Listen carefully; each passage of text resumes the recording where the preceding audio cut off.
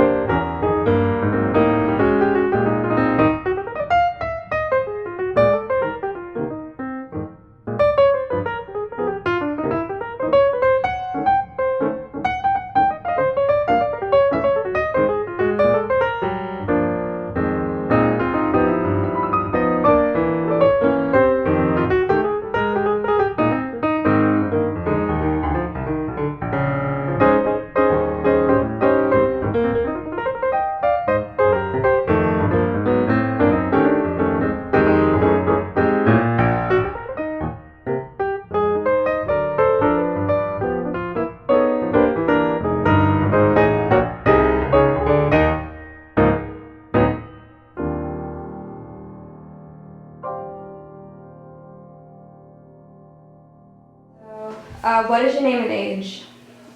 Oh, that's unfair. You can just say your name. Nobody will believe it. Tom Jones. And 76. That's really old. I had to take electives in college. And I always did public speaking and did pretty well in that. And I saw this one about broadcasting, so I took this course. And then I took the follow-up course to it. And then they had a third course, but you had to be chosen from the second course to take the third course. And then after that, from that third course, they gave you positions at the school's radio station. Huh. And they invited me to come in, and I eventually became general manager of the radio station. Wow. But I remember the first weather forecast I gave, I was so nervous because there's 50 kids in the next room behind the studio, and I was reading the weather forecast, and I was going through it, and I said, and there's going to be scattered thunderstorms, thunderstorms. Yeah. And then finally I said, rain. I used to do sign on the radio stations. I used to do play-by-play. I used to write commercials and record them. And I also used to deliver the news. I won 4 Illinois Broadcaster Awards for Best Sports Broadcast. I used radio as a way to pay my way through college. My mother could not afford to send me to college, and my father was deceased. The reason it took me 6 years, during my first year and second year, the summers, I would have to quit, and I was not able to save enough money to go back in September. So I missed several quarters by working June until the end of December. I came out not owing 10 cents. I'm Angela Fortwingler, and my father is Tom Jones. My father was born on September 3rd, 1939 in Canton, Illinois. And September 3rd, 1939 was also the day that France and England declared war on Germany and entered World War II. So it was kind of a troubled time. He was born to Dorothy and David Jones, and they also had another son who was 3 years younger than my father. His father, and I think he was in the Navy, he spent part of his, my dad's childhood overseas. Somewhere in the Caribbean Sea. Dear Tom, congratulations on your 6th birthday. You are certainly getting to be a big boy now. I can't help thinking as I sit here tonight that exactly 25 minutes before you came onto this world, war descended on it, and has been here now just as long as you have. These first 6 years of your life have seen men who were once little boys like you killing with ruthless abandon for greed and for hate. I hope and pray that this is the only war you'll know in your lifetime, that the rest of your years can be spent in peace, security, and tranquility of the world yet to come. So here's to many, many more happy birthdays. Love, Daddy. And my grandmother was forced to raise the two boys when they were young. I think he was discharged because he got sick, so he ended up coming home, and sadly my father's father passed away when my dad was a young boy. He was probably only about 8 or 9 years old. So my grandmother was left to raise the two boys on her own, and my father, being the older brother, had to step up and take care of his younger brother by preparing meals and looking after him. And they had a happy childhood. My grandmother kept them very busy in activities, and when my father got into high school, he was quite popular. He was in chorus. He was a football player. He played basketball. I think he did a little bit of wrestling, enjoyed debate. He was very outgoing and had lots of friends, and did well in school, got good grades, and planned to go on to college. But he was a very motivated man, and I admire him because he was self-made and he worked so very hard for his career, and he was quite successful in broadcasting on the radio and journalism, working for newspapers. So my dad's a man I'm very, very proud of. A year later, the owner of the radio station had purchased a newspaper group, and then he came to me and said, "I'd like to know if you'd be interested in going into newspapers." And I said yes, and so that got me into newspapers. I was a president of the newspaper division, and that included 1 daily and 3 weekly and twice weekly newspapers. And I was involved. I wrote editorials, columns. I didn't do a news beat because I'd already done that in broadcasting.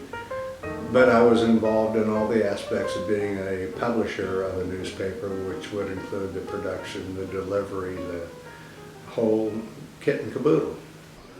These are printing units. This is called an 8-unit press. Each press unit will print 16 full-size newspaper pages at once. And when it's running at full speed, it'll print 75,000 copies an hour. And then that only other interesting thing was that it would run non-stop, because as a newsprint roll was expiring, a new roll was beginning to catch up with it, and then it would be cut and pasted onto the expiring roll and go on through the press units without ever stopping. And that worked 99 out of 100 times. It was that good. And this was state-of-the-art, a brand new press.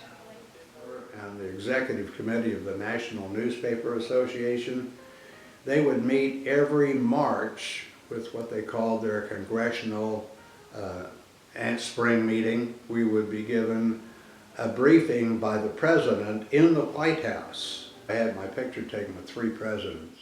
Then I moved into publishing, and I became publisher and president of weekly and twice weekly newspapers, as well as a commercial printing company which printed over 52 million copies of circulars every year.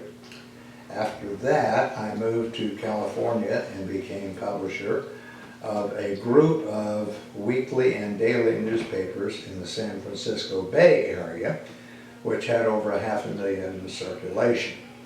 From that point, I moved to Georgia and bought into a partnership of the Gwinnett Daily News, became the publisher and president of that paper, and it was purchased by the New York Times Company, and they paid me to stay on as the publisher and president.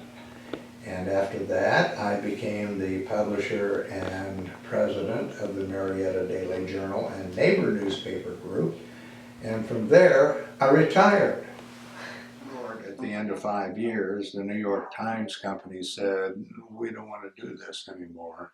We're up against a major newspaper corporation that is determined, so let's just close the paper. And that's what they did. This is a deep question. What do you think the meaning of life is?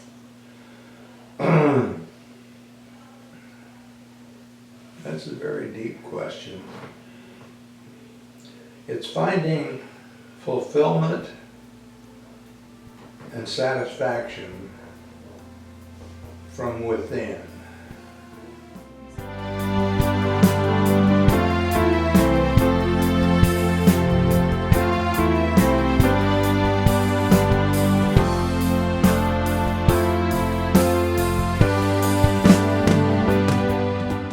At this time, I wish to insert in the record, this is the Congressional Record,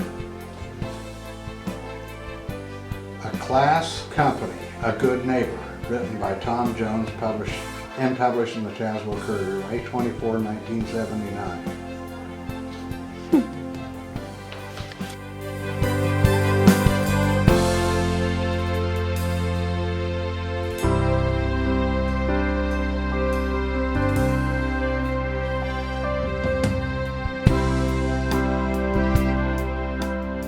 And here's this Mr. Sulzberger, because I written him a letter, and I called it Mr. Sulzberger. He says, one more Mr. Sulzberger letter from you and I will come out with my pistol. Thank you for your good words about our new acquisition.